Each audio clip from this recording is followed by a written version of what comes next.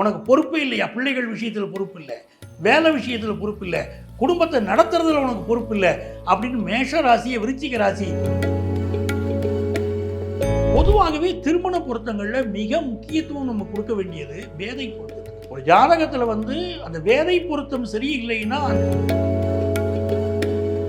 விருச்சிக ராசியை சேர்ந்த மாமியாருக்கும் மருமகளோட ஒத்துப்போகல, மருமகளுக்கும் மாமியாரோட ஒத்துப்போகல. ரெண்டு பேரும் இப்படித்தானே இருக்கு.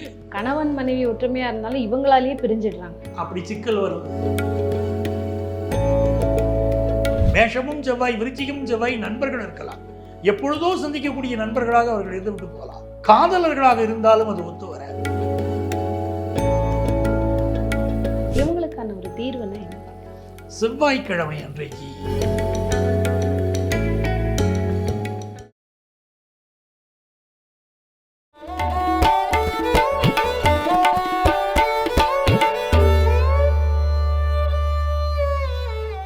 அடுத்ததாக பார்த்தீங்கன்னா மேஷம் விருச்சிகம் இரண்டுமே செவ்வாயினுடைய வீடு, இரண்டுமே வேகமான வீடு.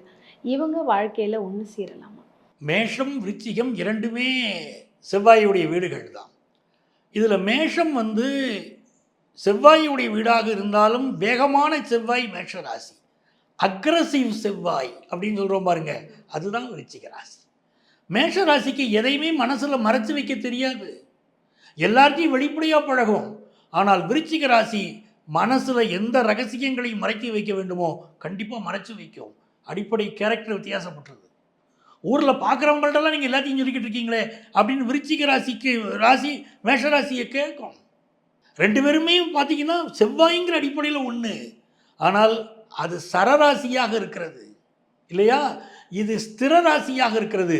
அப்போ விருச்சிகம் வெளியே பார்க்கக்கூடிய அமைப்பு வேற, ஆனால் மிக பொறுப்பாக பல விஷயங்களை செய்யும். மேஷராசிட்ட பொறுப்பு இல்லைன்னு விருச்சிக ராசி நினைக்கும். உனக்கு பொறுப்பே இல்லையா? பிள்ளைகள் விஷயத்தில் பொறுப்பு இல்லை, வேலை விஷயத்தில் பொறுப்பு இல்லை, குடும்பத்தை நடத்துறதுல உனக்கு பொறுப்பு இல்லை அப்படின்னு மேஷ ராசியை விருச்சிக ராசி குற்றம் சொல்லிக்கிட்டே இருக்கும். தன்னுடைய மனதில் ரொம்ப ரகசியங்களை வச்சிருக்கும் விருச்சிக ராசி. இப்போ மேஷ ராசி ஆண் இருக்கார், அவர் என்ன எதிர்பார்ப்பார்? என்னுடைய மனைவி என்கிட்ட எந்த ரகசியமும் வச்சுக்கூடாது, எல்லாத்தையும் என்கிட்ட வெளிப்படையாக பேசணும் அப்படின்னு நினைப்பார். விருச்சிக ராசி ரகசியங்களை பாதுகாத்தே வைக்கும். எதை வீட்டுக்காரர்கிட்ட சொல்லணுமோ அதைத்தான் சொல்லணும். பிள்ளைகளை பற்றி எல்லாத்தையும் தங்கிட்ட சொல்லணும் மேஷராசி எதிர்பார்க்கும். ஆனால் விருச்சிக ராசி என்ன பண்ணும்? பிள்ளைகளுக்கு நல்லது கெட்டது 1000 இருக்கும். இந்த ஆள் கொஞ்சம் பொறுமை இல்லாதவர், இவற்றை எதை சொல்லணுமோ அதைத்தான் சொல்லணும். மறைச்சு வச்சிருவாங்க. ரெண்டு பேர் கடையில் அது பிரச்சனையாகும். ரெண்டாவது வேதை பொருத்தம் மேஷத்துக்கு விருச்சிகத்துக்கு நட்சத்திரங்கள் பாருங்க, அங்க அஸ்வினி இங்க கேட்ட, அங்க பரணி அனுஷம் வந்துருது, அங்க கிருத்திகை இங்க விசாகம் வந்துருது. வேதை பொருத்தங்களில் பிரச்சனை வரக்கூடிய ராசியா இருக்கு. அப்ப அங்கே பெரிய சிக்கல் தானே உங்களுக்கு இடையில வரும். கண்டிப்பா. பொதுவாகவே திருமண பொருத்தங்கள்ல மிக முக்கியத்துவம் நம்ம கொடுக்க வேண்டியது வேதை பொருத்தத்துக்கு. ஒரு ஜாதகத்துல அந்த வேதை பொருத்தம் சரியில்லைன்னா அந்த ஜாதகத்தை சேர்க்கக்கூடாது.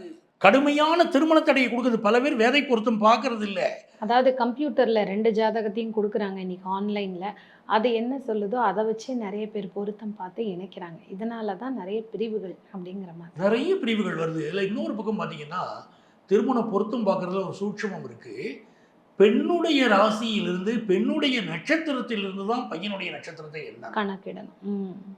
ஆனால் பல இடங்களில் என்ன தவறு வருது? நான் நம்மள்ட்ட பொருத்தம் சொல்லிட்டு வராங்க. என்ன சார் நீங்கள் பொருத்தம் இல்லைங்கிறீங்களே, எனக்கு ஜோதிடம் சொன்னவர் பொருத்தம் சொல்லியிருக்காரு, அதை எப்படிங்க சொன்னாங்க அப்படின்னா, அவர்கள் பைய ராசியிலேருந்து பெண் ராசியை எண்ணியிருக்காங்க.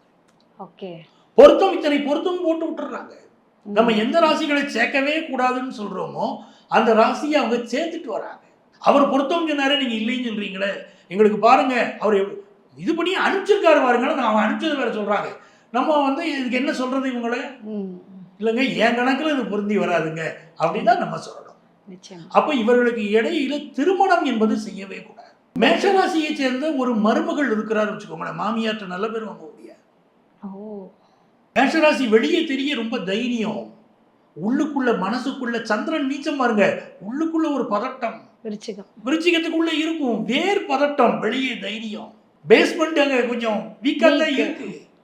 மேஷராசியை சேர்ந்த ஒரு மாமியாருக்கு மருமகளோட ஒத்து போகல, மேஷராசியை சேர்ந்த மருமகளுக்கு மாமியாரோட ஒத்து போகல, நிறைய இடத்துல இருக்கு. விருச்சிக ராசியை சேர்ந்த மாமியாருக்கு மருமகளோட ஒத்து போகல, விருச்சிக ராசியை சேர்ந்த மாமியாருக்கும் மருமகளோட ஒத்து போகல, மருமகளுக்கும் மாமியாரோட ஒத்து போகல. 2 பேரும் இப்படித்தானே இருக்கு. கணவன் மனைவி ஒற்றுமையா இருந்தாலும் இவங்களாலேயே பிரிஞ்சிடுறாங்க. அப்படி சிக்கல் வருது. ம். இப்போ மேஷ ராசியை சேர்ந்த ஒரு மாமியார், விருச்சிக ராசியை சேர்ந்த மருமகள், நான் கணவனை சொல்லல, மாமியார் மாமியார், மருமகள், மருமகள். இவர்கள் இப்படி இருந்தாலும் இந்த குடும்பம் சண்டையாகி போயிருது. கண்டிப்பா. அதனாலே கணவன் மனைவி பிரிகிற அளவுக்கு ஆகுது. உண்மை. அந்த மருமகள் கைப்பட்டால் குத்தம் கால்பட்டால் குத்தம்னு சொல்றாங்களே, ம். அந்த மாமியாரை வீட்டை விட்டு ஒதுக்கி வைக்கணும் மருமகள் நினைக்குது.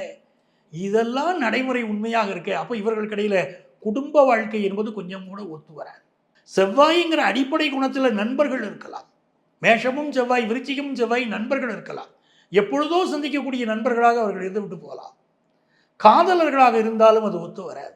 மேஷராசிக்கு 5ஆம் இடத்துக்கு அதிபதி சூரியன், விருச்சிக ராசிக்கு 5ஆம் இடத்துக்கு அதிபதி குரு பகவான். அப்போ 2 பேருமே பிள்ளைகள் வளர்ப்பில் ஆர்வம் உடையவர்கள் தான். அப்படி சிவராஜ யோகம் தான் 2 பேரும் சேர்ந்து பிள்ளைகள் வளர்த்தா. ஆனால் அவங்களுக்குள்ள ஒற்றுமை இல்லாமல் போகுதே. இவங்க 2 பேரும் பிரிஞ்சு போயிடுறாங்களே, அப்புறம் பிள்ளைகள் எப்படி வளர்க்கிறது? அடிப்படை குணமே வித்தியாசப்பட்டு போகுதே. அப்போ எவ்வளோ விஷயம் நம்ம கவனமாக இருக்க வேண்டியிருக்கு. உங்களுக்கு தனம் சம்பாதிப்பதில் பார்த்தீங்கன்னா விருச்சிக ராசி நியாயத்தை விரும்பும். காசு பணம் சேர்த்தா கூட நியாயமாக சம்பாதிக்கணும்னு சொல்லும். மேஷ ராசி சம்பாதிக்கிறது, ஏன் நீ நியாயமாக தான் சம்பாதிக்கிறது, எதுக்கு இப்படி சம்பாதிச்சுட்டு வந்த, திருப்பி கொடுத்துட்டு வா அப்படின்ற நேரத்தில் விருச்சிக ராசி சொல்லும்.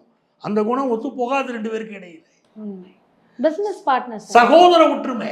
ம். மேஷம் சகோதரர்களுக்காக உயிரை விடும். ஆமா. விருச்சிக ராசி என்ன பண்ணும், உன் சகோதரன் வாழ்ந்துகிட்டு இருக்கிய, நீ எனக்காக வாழலையே, உங்க அம்மா தான் உனக்கு முக்கியமானு கேட்கும், உன் சகோதரன் தான் முக்கியமானு கேட்கும்.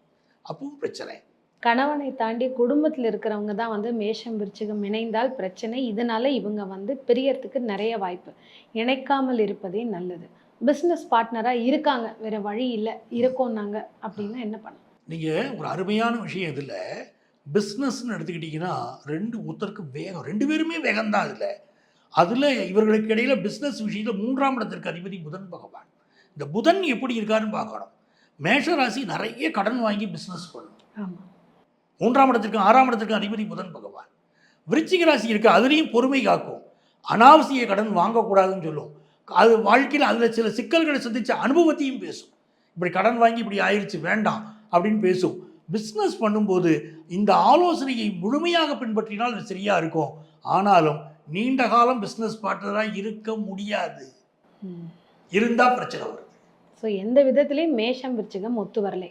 ஒருவேளை நண்பனாக இருந்தாலும் சேர்க்க முடியாது, பிஸ்னஸ் பார்ட்னராக இருந்தாலும் சேர்க்கக்கூடாது, காதலன் காதலியாக இருந்தாலும் லாங் ஸ்டாண்டிங்காக இருக்காது, கணவன் மனைவி உறவு ஆகவே ஆகாது.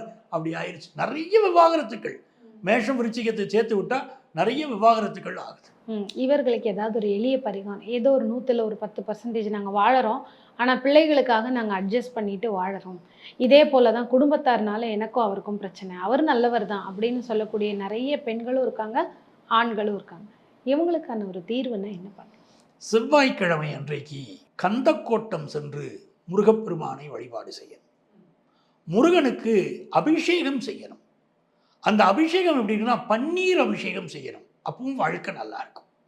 அதே மாதிரி தங்களுடைய வீட்டில் வெளியாருக்கு தெரியாமல் ரகசிய பூஜை செய்யணும். அவர்கள் கணவன் மனைவி இணைந்து வீட்டில் வேற யாருக்குமே தெரிய வேண்டாம், ஒரு தனி அறையில் முருகனுடைய வேல் வைத்து கொண்டு வேலுக்கு அபிஷேகம் செய்து வேலுக்கு அர்ச்சனை செய்து இவர்கள் 2 பேரும் மனமுருக பிரார்த்தனை செய்தால் அந்த வாழ்க்கை நல்லா இருக்கும். ரகசிய வழிபாடாக இருந்தால் மிகச்சிறந்த வெற்றி வரும். அருமை.